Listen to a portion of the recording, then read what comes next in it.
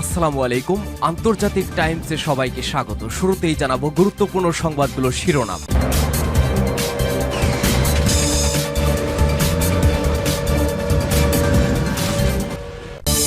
ইরানের শাহের ড্রোনে খেল দেখাচ্ছে রাশিয়া। ভিন্ন পথ ধরে নাজেহাল ন্যাটো। সফল হবে কি সস্তা প্রতিরোধে প্রযুক্তির খোঁজ? এদিকে সরকার বিরোধী বিক্ষোভে উত্তাল ইসরায়েলের তেল আবিব। গাজায় ভূতের সাথে লড়ছে ইসরায়েলি সেনারা।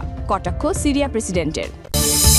জানাবো লাখ লাখ অর্থ উঠল আবারও। বাবরি মসজিদ বানাতে বিপুল সাড়া। দুদিনেই ভরল 11টি দান বক্স। মোদি সরকার কি দেবে মসজিদটি বানাতে? জানিয়ে দেব পানি শূন্যতার মতো ভয়ঙ্কর এক বাস্তবতার মুখোমুখি দাঁড়িয়ে ইরান। সবচেয়ে নাজুক অবস্থায় রাজধানী তেহরান। আবারও থাইল্যান্ড কম্বোডিয়া সীমান্তে সংঘাত, উদ্বেগ প্রকাশ জাতিসংঘের। এবার ভারত কি আরও কঠোর জবাব দেয়া হবে, হুঁশিয়ারি আসিম মুনিনের। সবশেষ জানাবো শত্রুকে বিপর্যস্ত করতে ক্ষেপণাস্ত্রে এআই প্রযুক্তি যুক্ত করবে ইরান। শুনছিলেন গুরুত্বপূর্ণ আন্তর্জাতিক সংবাদের শিরোনাম, এবার বিস্তারিত। ইরানের শাহিদ ড্রোনে খেল দেখাচ্ছে রাশিয়া। ভিন্ন পথ ধরে নাজেহাল ন্যাটো। সফল হবে কি সস্তা প্রতিরোধে প্রযুক্তির খোঁজ? পোল্যান্ডের জন্য রীতিমতো মাথা ব্যথার কারণ হয়ে দাঁড়িয়েছে রুশ ড্রোনের অনুপ্রবেশ। কোনো কৌশলেই ঠেকানো যাচ্ছে না, বরং প্রতিরোধ করতে গিয়ে দামি ক্ষেপণাস্ত্র ছোড়ায় বাড়ছে খরচের বোঝা। বারবার ধরা খাওয়ার পর শেষমেশ টনক নড়েছে ন্যাটোর। এবার নজরে রাশিয়ার সস্তা ড্রোন ঠেকাতে কম খরচে প্রতিরোধ ব্যবস্থা গড়ে তোলা। এজন্য যৌথ মহড়াও চালিয়েছে যুক্তরাষ্ট্র, যুক্তরাজ্য, রোমানিয়া ও পোল্যান্ড। হাজার হাজার ইরানের শাহেদ ড্রোন বানাতে রাশিয়ার তোড়জোড়ের কাজে আসবে কি ন্যাটোর সস্তা ইন্টারসেপ্টর প্রযুক্তি, নাকি আরও দীর্ঘায়িত হবে ন্যাটোর নাজেহাল দশা? আকারে ছোট ও দামে সস্তা, কিন্তু রাশিয়ার ভয়ঙ্কর এসব ড্রোনই বদলে দিচ্ছে যুদ্ধের গতি। আর এসব উড়ন্ত অস্ত্রের কাছে সবচেয়ে অস্বস্তিকর বাস্তবতার মুখোমুখি হয়েছে সামরিক সহযোগিতা জোট নর্থ আটলান্টিক ট্রিটি অর্গানাইজেশন বা ন্যাটো। ইরানি প্রযুক্তিতে তৈরি প্রতিটি সস্তা শাহেদ ড্রোন নামাতে ন্যাটোকে ছুটতে হচ্ছে প্রায় 10 গুণ বেশি দামে প্রতিরক্ষা ক্ষেপণাস্ত্র। অস্বাভাবিক এই খরচের চাপ এখন ন্যাটোকে বাধ্য করছে নিজেদের যুদ্ধ কৌশল বদলাতে। সবচেয়ে বড় কথা হলো নিজেদের বাঁচাতে রাশিয়াকে মোকাবেলার নতুন পথ খুঁজছে ন্যাটো।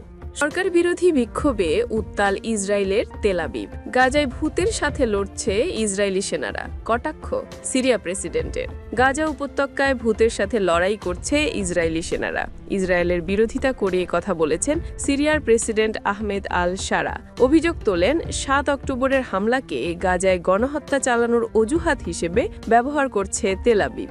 এদিকে আল কায়েদার সাথে সম্পর্ক থাকার বিষয়টিও নিশ্চিত করেছেন আল শারা। তার দাবি, দীর্ঘদিন যুদ্ধ করলেও কখনো বেসামরিকদের উপর হামলা চালাননি তিনি। আবু মোহাম্মদ আল জোলানি একসময় এই নামেই পরিচিত ছিলেন সিরিয়ার বর্তমান প্রেসিডেন্ট আহমেদ আল শারা। সিরিয়ার গৃহযুদ্ধ চলাকালে আল কায়েদার কমান্ডার ছিলেন। তার মাথা এনে দিলে $10 মিলিয়ন পুরস্কারও ঘোষণা করেছিল যুক্তরাষ্ট্র। তবে গেল 1 বছরেও যেন নিজের অতীতকে অনেকটাই মুছে ফেলেছেন শারা। সন্ত্রাসী তালিকা থেকে তার নাম বাদ দেয় ওয়াশিংটন। ট্রাম্পের সাথে ঘনিষ্ঠতা বাড়লেও যুক্তরাষ্ট্রের মিত্র দেশ ইসরায়েলকে রীতিমতো তুলোধনা করেছেন শারা।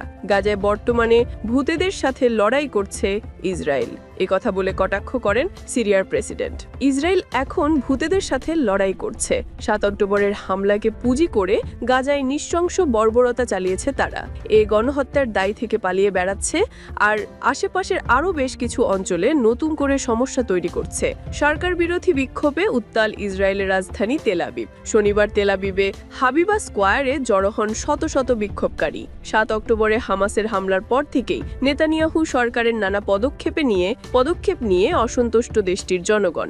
এ নিয়ে তদন্ত কমিটি গঠনের কথা রয়েছে। তবে আন্দোলনকারীদের অভিযোগ, জবাবদেহি এড়াতেই নিজেই তদন্ত কমিটির সদস্য বাছাই করতে চাইছেন প্রধানমন্ত্রী বেনিয়ামিন নেতানিয়াহু। তাদের দাবি, এটি করা হলে কখনোই প্রমাণিত হবে না ইসরায়েল সরকারের ভুল পদক্ষেপগুলো। 2023 সালের 7 অক্টোবর ইসরায়েলের দক্ষিণাঞ্চলে হামলা চালায় হামাস। এতে নিহত হয় কমপক্ষে 1200 ইসরায়েলি। ইসরায়েলের পাল্টা সেনা আক্রমণে প্রাণ হারান গাজার 70,000 বেসামরিক ফিলিস্তিনি। লাখ লাখ অর্থ উঠল আবারও বাবরি মসজিদ বানাতে। বিপুল সাড়া, দুদিনেই ভরল 11টি দান বক্স। মোদি সরকার কি দেবে মসজিদটি বানাতে? লাখ লাখ অর্থ উঠল ভারতের পশ্চিমবঙ্গে আবারও বাবরি মসজিদ বানানোর জন্য। মসজিদটির ভিত্তিপ্রস্তর স্থাপনের পর মাত্র দুদিনেই ভারত ও ভারতের বাইরে থেকে যাওয়া দানের জোয়ারে উপচে পড়েছে 11টি দান বাক্স। এরই মাঝে কেবল 4টি দান বক্স গণনায় মেলেছে 37 লাখ রুপি। বাকিগুলোর গণনা চলছে। একই সময়ে অনলাইনে দান করা হয়েছে 93 লাখ রুপিরও বেশি। এই বিপুল বিপুল পরিমাণ অর্থ হাতে গোনা সম্ভব না হওয়ায় সেখানে নেওয়া হয়েছে টাকা গোনার যন্ত্র। প্রশ্ন উঠেছে, ক্ষমতাসীন হিন্দুত্ববাদী বিজেপি সরকার কি দেবে মসজিদটি বানাতে? মসজিদ নির্মাণকে কেন্দ্র করে ভারতে কি আবারও মুখোমুখি হবে হিন্দু মুসলিম? পশ্চিমবঙ্গের মুর্শিদাবাদে বাবরি মসজিদ নির্মাণ ঘিরে দানের নজিরবিহীন জোয়ার দেখা যাচ্ছে। 6 ডিসেম্বর ভিত্তিপ্রস্তর স্থাপনের দিনই সভাস্থলে মোট 11টি দান বাক্স রাখা হয়েছিল। এইসব বাক্স মাত্র 2 দিনেরও কম সময় পুরোপুরি ভরে গেছে। 7 ডিসেম্বর রাতে বিশেষ যন্ত্রের মাধ্যমে দান বাক্স খুলতে জমা রুপি গণনা শুরু হয়। 4টি বাক্স এবং একটি বস্তা মিলিয়ে পাওয়া যায় 37,33,000 রুপি। শুধু নগদ নয়, অনলাইন দানও বিপুল পরিমাণে আসছে। অনলাইন দান ইতোমধ্যে 93 লাখ রুপি ছাড়িয়ে গেছে বলে জানিয়েছে সংশ্লিষ্ট কর্তৃপক্ষ। পশ্চিমবঙ্গে বাবরি মসজিদ নির্মাণকে ঘিরে রাজনৈতিক উত্তেজনা তৈরি হয়েছে। বিধায়ক হুমায়ুন কবিরের বিরুদ্ধে সাম্প্রদায়িক উস্কানির অভিযোগ তুলে তৃণমূল কংগ্রেস দল থেকে বরখাস্ত করেছে। তবু 6 ডিসেম্বর মুর্শিদাবাদের বেলডাঙ্গায় অনুষ্ঠিত ভিত্তিপ্রস্তর স্থাপন অনুষ্ঠানে ব্যাপক ভিড় লক্ষ্য করা যায়। প্রায় 4000 মানুষের জন্য আয়োজন করা হয়েছিল শাহী বিরিয়ানি। এদিন কয়েক লাখ মানুষ বাবরি মসজিদ স্থাপনের এই অনুষ্ঠান দেখার জন্য উপস্থিত হন। অনুষ্ঠানে সৌদি আরব থেকে আমন্ত্রিত মাওলানারাও উপস্থিত ছিলেন। ভিত্তিপ্রস্তর স্থাপনের দিনই মসজিদ চত্বরে রাখা স্টিলের তৈরি 11টি বড় দান বাক্সে হুমায়ুন কবির সকলকে সাহায্যের আহ্বান জানান। তিনি বলেন, মানুষ মন খুলে দান করছে, আর দানের পরিমাণ কয়েক কোটি রুপিরও বেশি হতে পারে। রিডিফ সহ বিভিন্ন ভারতীয় সংবাদ মাধ্যম জানিয়েছে, 7 ডিসেম্বর সন্ধ্যা 7টা থেকে রাত 12টা পর্যন্ত দান বাক্সে রুপি গণনা করা হয়। বাকি বক্সগুলো দ্রুত খোলা হবে। 30 জনকে এই কাজের জন্য নিযুক্ত করা হয়েছে। পুরো প্রক্রিয়া স্বচ্ছ রাখার জন্য চলছে সরাসরি সম্প্রচার। হুমায়ুনের ঘনিষ্ঠ মহলের মতে, বাবরি নির্মাণ ঘিরে আসা দানের পরিমাণ প্রত্যাশার চেয়ে অনেক বেশি। এত টাকা নিরাপদে রাখার জন্য আলাদা ঘর তৈরি করতে হবে, যেখানে থাকবে সিসিটিভি এবং অন্যান্য নিরাপত্তা ব্যবস্থা। প্রয়োজনে আরও লোক নিয়োগ করা হতে পারে। ব্যাংকের সঙ্গেও আলোচনা চলছে। এদিকে পানি শূন্যতার মতো ভয়ঙ্কর এক বাস্তবতার মুখোমুখি দাঁড়িয়ে ইরান। সবচেয়ে নাজুক অবস্থায় রাজধানী তেহরান। পরিস্থিতি এমন যে হুট করেই শেষ হয়ে যেতে পারে নগরীর পানির যোগান। দুর্যোগ আঁচ করতে পেরে আগেভাগে পানি রেশনিং আর নগরবাসীকে অন্যত্র সরানোর আভাস দিয়ে রেখেছেন প্রেসিডেন্ট মাসুদ পেজেশকিয়ান। জনমানবহীন মরুভূমিতে পরিণত হতে যাচ্ছে কি আলো ঝলমলে তেহরান? কি বলছেন বিশেষজ্ঞরা? দিনের পর দিন পশ্চিমা নিষেধাজ্ঞা, শত্রুর ষড়যন্ত্র কিংবা চোখ রাঙানি কিছুই দমাতে পারেনি ইরানকে। কিন্তু টানা 6 বছর ধরে চলমান ভয়াবহ খরা ও তীব্র পানিশূন্যতা দেশটিকে দাঁড় করিয়ে দিয়েছে ধ্বংসের মুখে।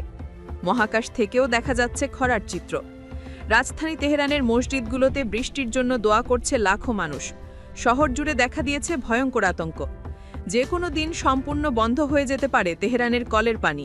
প্রেসিডেন্ট প্রকাশ্যে স্বীকার করেছেন, অচিরেই বৃষ্টি না এলে রাজধানী থেকে জনসাধারণকে সরিয়ে নিতে হবে অন্য কোথাও। বাতাসে ভাসছে গুরুত্বপূর্ণ এক প্রশ্ন, পানি সংকট আরও গভীর হলে বসবাসের একেবারেই অযোগ্য হয়ে পড়বে ইরান। ইরানের পানি সংকট অবশ্য শুধুমাত্র তেহরানের সমস্যা নয়। গত অক্টোবর মাসের পর থেকে এক ফোঁটাও বৃষ্টি পায়নি দেশের 20টি প্রদেশ। পানি ধরে রাখার প্রধান প্রধান জলাধারগুলোর প্রায় 10% শুকিয়ে গেছে। তেহরান যেসব বাঁধ ও রিজার্ভয়ার থেকে পানি পায়, এর অন্যতম লাতিয়ান ড্যাম, যেখানে মাত্র 9% পানি আছে। পাহাড়ের পাদদেশের নদীতল এখন প্রায় পুরোটাই শুকনো। ইরানের দ্বিতীয় বৃহত্তম শহর মাশহাদের জলাধারে মাত্র 3% পানি আছে। কিন্তু দেশটির এমন করুণ অবস্থা কেন হলো? পানি নিয়ে এমন ভয়াবহ বিপর্যয় ইরানের জন্য কোনো আকস্মিক ঘটনা নয়।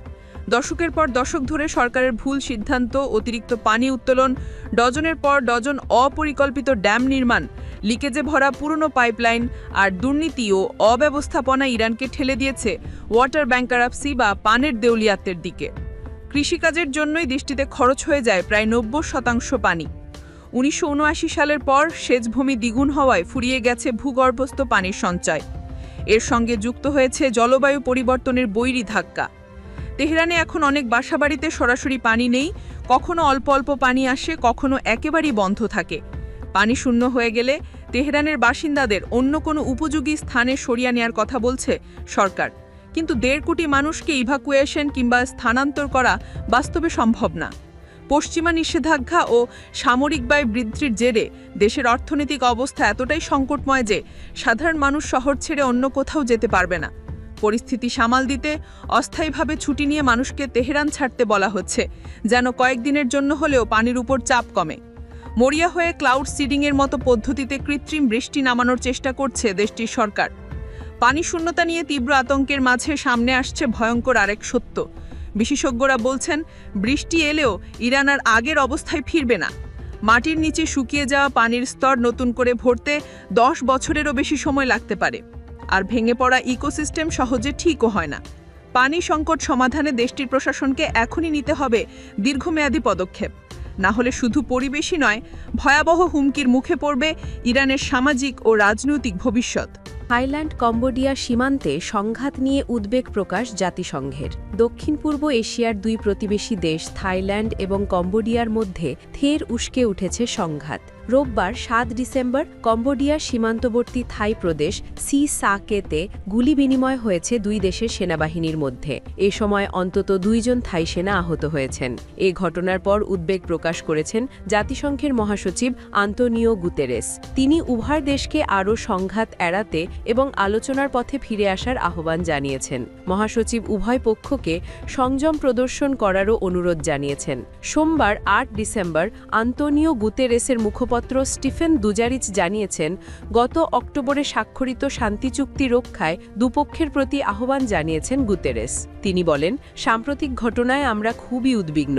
সীমান্তে বিমান হামলা এবং ভারী অস্ত্র সরঞ্জাম মোতায়েনের খবর দেখেছি। উত্তেজনা কমাতে কুয়ালালামপুরে স্বাক্ষরিত চুক্তিতে ফেরার যথাসাধ্য চেষ্টা করতে হবে উভয় দেশকে।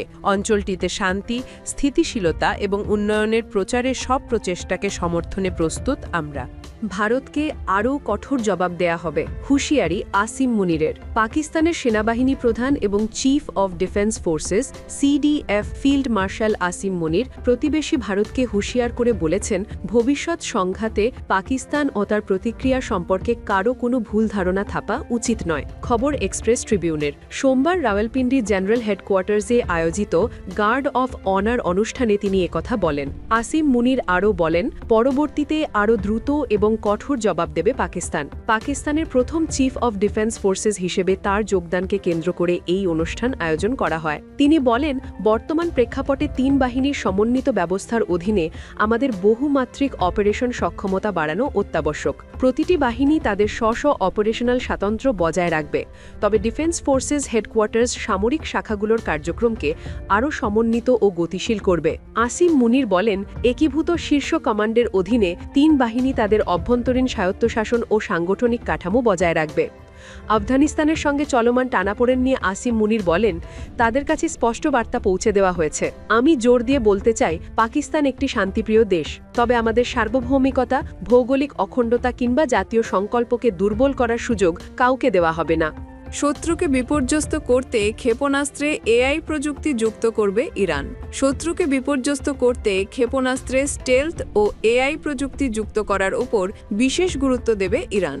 শত্রুপক্ষের প্রতিরক্ষা বলয় ভেদ করতে এই পদক্ষেপ নেওয়া হচ্ছে বলে জানিয়েছেন দেশটির বিপ্লবী রক্ষী বাহিনীর আইআরজিসির প্রধান মেজর জেনারেল মোহাম্মদ পাকপৌর। এই তথ্য জানিয়েছে ইরানের রাষ্ট্রীয় গণমাধ্যম। তেহরানের ইমাম হোসেন বিশ্ববিদ্যালয়ের শিক্ষার্থী দিবসে বক্তব্য দেবার সময় পাকপৌর জানান, অত্যাধুনিক প্রযুক্তির ব্যবহার যুদ্ধক্ষেত্রে স্পষ্ট ব্যবধান তৈরি করতে পারে। সংঘাতে জয় হওয়ার চাবিকাঠি হিসেবে তিনি গোয়েন্দাদের মাধ্যমে গুরুত্বপূর্ণ তথ্য সংগ্রহ, নজরদারি ও সরাসরি হামলার কথা উল্লেখ করেন।